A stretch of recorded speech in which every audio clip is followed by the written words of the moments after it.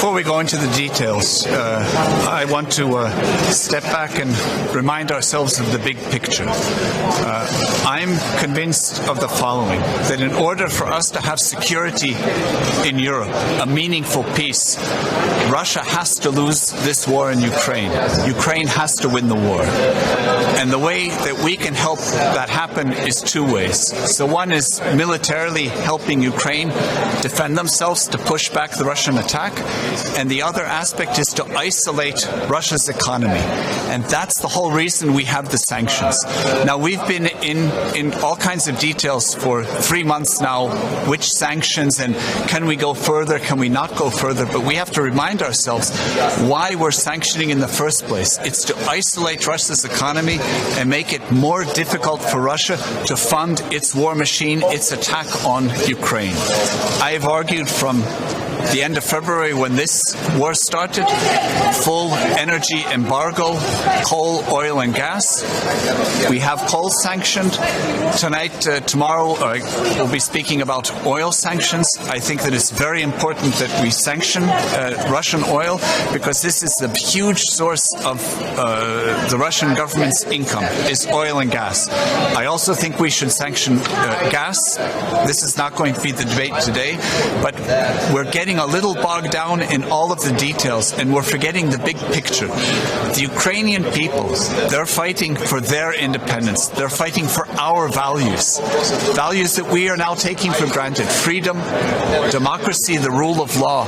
They're willing to die for these values. And we can and we must support them, if only out of self-interest, because only when Russia is defeated can we in Europe feel safe.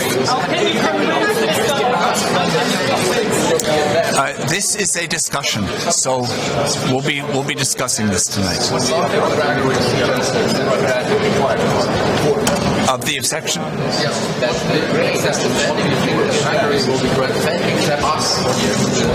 Well, there are talks now on how to sanction Russian oil. All oil exports or only seaborne oil tankers or pipelines. So there's lots of talk of details, and the details are important. But I'm going to be reminding also my colleagues tonight about the big picture. The big picture is that we have to starve Russia, Moscow, of the funds to continue funding the war.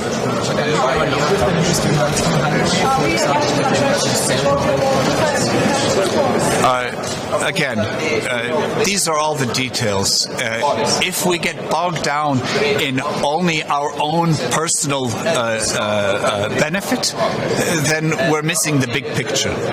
We can all, if each European country only thinks about itself, then we would never move forward. Latvia is very heavily dependent, has been, on Russian energy imports.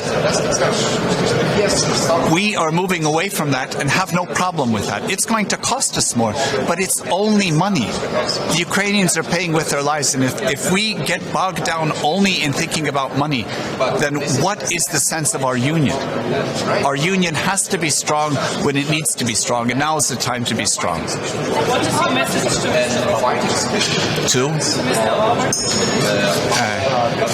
remember the big picture, and let's agree on that. That in order for Russia to lose the war, we not only need to support Ukraine militarily, but we need to isolate the Russian economy. This will help Ukraine to win the war and Russia to lose the war, which will create a basis for true European peace and stability. What's your message to Russia?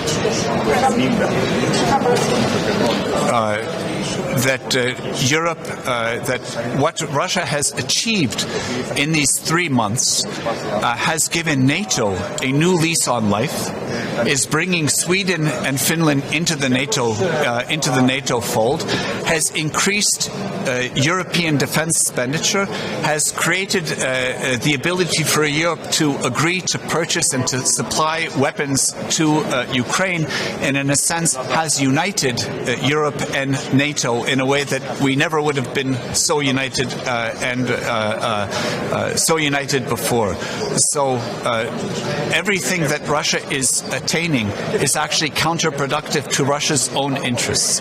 But we, in our side, in Europe, we have to be strong and persevere. This is war that we're dealing with. This is not normal politics of, each country's self-interest. We are in a situation where a European country is being attacked. It is outside of the European Union, but it is a European country and a European democracy, and we have to be strong and persevere. We can attain our goals. What do you think about the power use?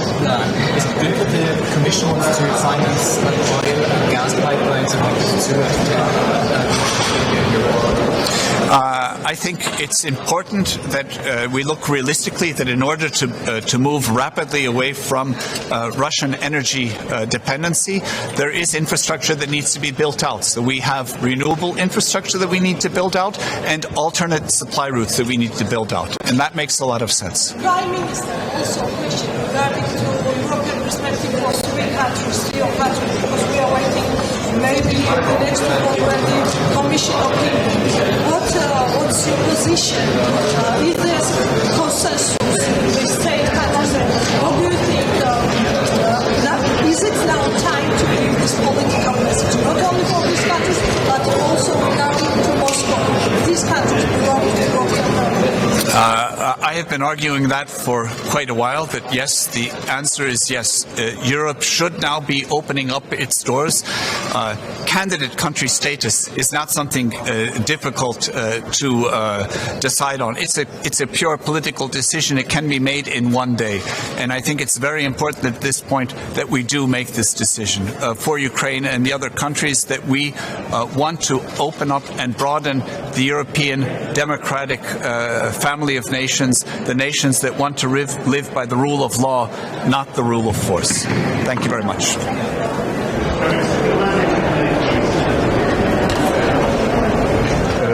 Last summit, quite some of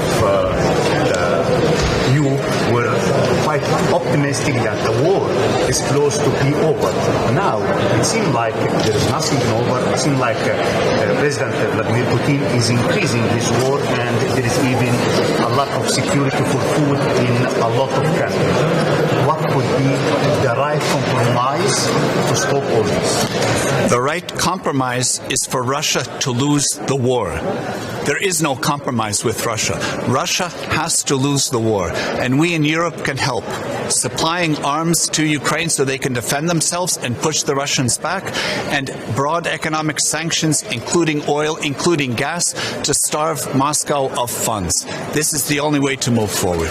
The country in Africa cannot find the flour to eat close to this war. Are you going to help?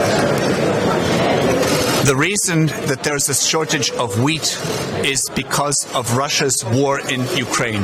So Russia has to be stopped, then wheat will once again flow. Thank you very much.